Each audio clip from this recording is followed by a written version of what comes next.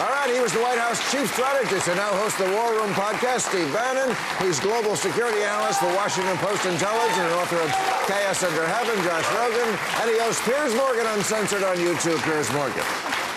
All right, here are the questions from the people. What does the panel think about reports that the Trump administration plans to hold a military parade on the 250th anniversary of the Army's founding, which also happens to be Trump's birthday? Oh, goody, tanks in the streets, huh? Is that a good thing, do you think? I think it's a fantastic thing. I think it's a great thing. Yeah, government efficiency at work, right? That's what we're spending our defense dollars on, is parading a bunch of It's a way to inspire people, as you know, Josh, young men and women to join the military, to see the pageantry like they do in France with Macron, that great July 14th, Bastille Day. Was there tanks in the street? There were tanks. Yeah. They do everything. Yeah, we do it in the UK all the time. All the time. Yeah. Tanks in the street. Yeah. It's always been surprising to me you don't do it. Yeah, Kim Jong-un loves it. Yeah. Kim Jong-un Russia does it too. Yeah, Putin, Xi Jinping. Yeah. Bill, what do you think? I don't want America to get used to the sight of tanks in the street. Yeah. Right. That's what I don't. Because once you see it, it becomes normalized. What's behind the church-going revival in the UK, particularly among Gen Z? Is that true? Are British if you saw the state of our country right now, there's a lot to go and pray about. There'll be nothing more sinister than that. That's it? I know anything about the UK. You stumped me on that. Kids are getting more religious? Is that what's going on? I don't know. I didn't actually know that was a fact, but church going generally has been going down. My daughter's too. Her only religion is Bluey. Thank God I don't have kids. Yeah.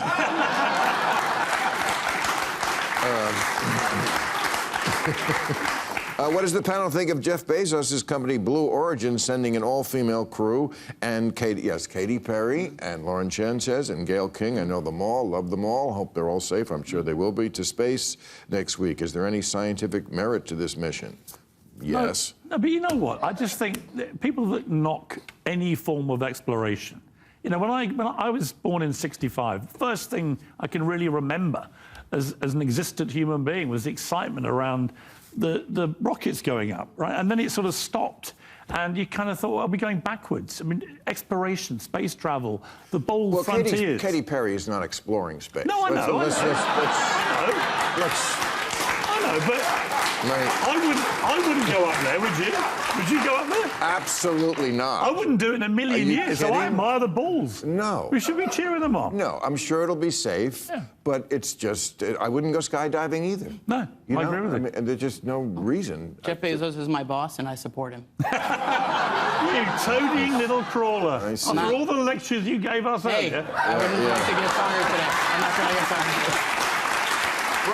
That's the trouble, you see. The trouble is, Josh, you get close to them and then it starts to take over. Yeah, guess what, America? Guess what, America? We're all part of the same hypocrisy. All right. Including Steve, including myself. We're all. Keep me out of it. Yeah. Too late.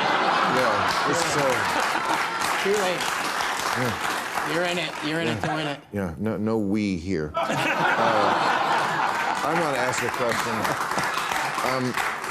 Mike Huckabee, you remember him? Yes, sir. He is now the ambassador to Israel. Sure. Mike Huckabee, we've had him on the show. If you don't remember, he was the governor of Arkansas. A very religious man. Yep. And I'm sure they're sending him to Israel because he's a great friend of Israel.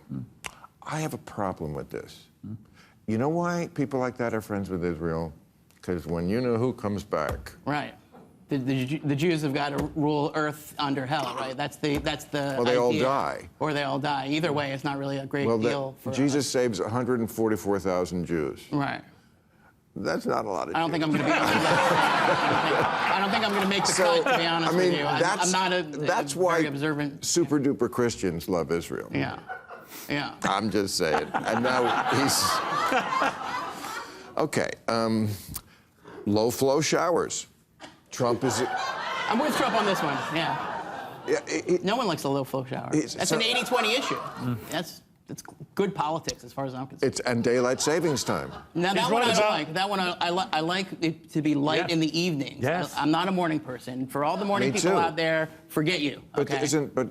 getting rid of it. Don't we have more light in the winter? Yeah, we do. So that's what we want. No, if we get rid of daylight savings time, it gets dark early. No. What we do now is when it starts to get dark, we move it the wrong way. And now it's dark at like 4 in the afternoon. It's stupid. That's what he's, I think, trying to get rid of. And the penny. Yeah.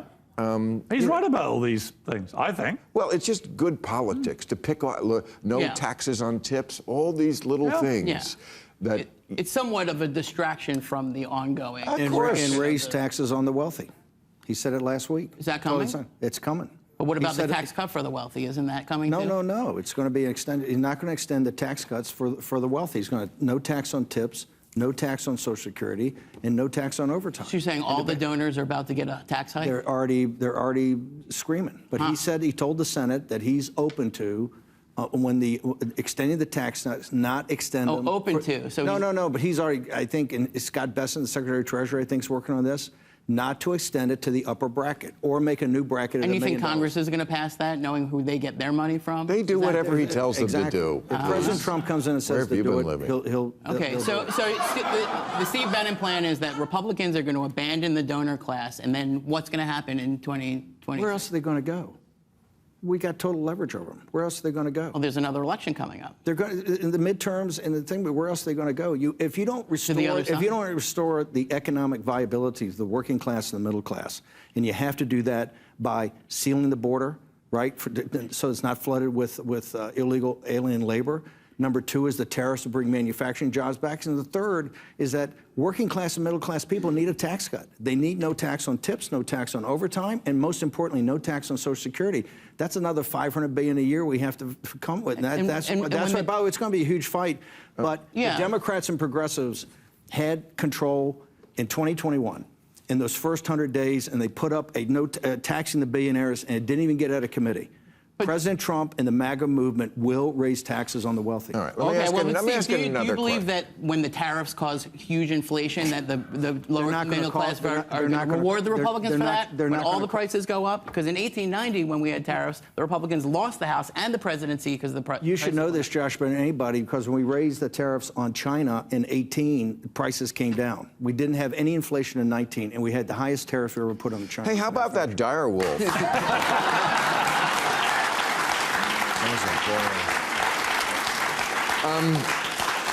We brought back the dire wolf. They brought back a species called the dire wolf that was extinct.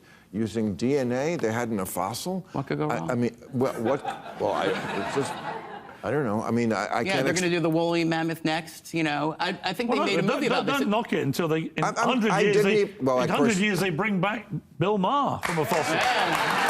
Look how great that would be. They made a movie once about, bringing back extinct species and the risk of it. It was called Jurassic Park. Maybe you've all seen it, I know, but so maybe we shouldn't screw with science that much, you know? But it's not a dinosaur. It's a wolf. Yeah, but we know what it looked like. Yeah. And Bobby Kennedy says it tastes like chicken. So, all right, that's enough.